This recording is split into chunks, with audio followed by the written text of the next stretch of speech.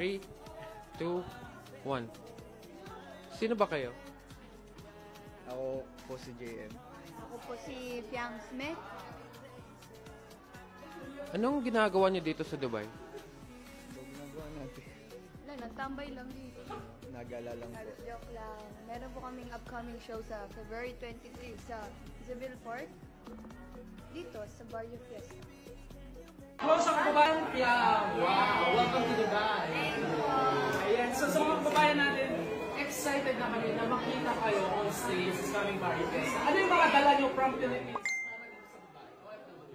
Marami po kami mga performances na talagang pinaghandaan ho namin ng Solido. Excited na rin ho kami ipakita sa inyo yun.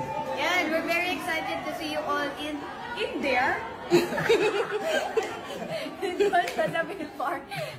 Yeah, kita-kits po tayo doon. Anyway, kami mga OFW, excited din po kami na makita kayo dito personal.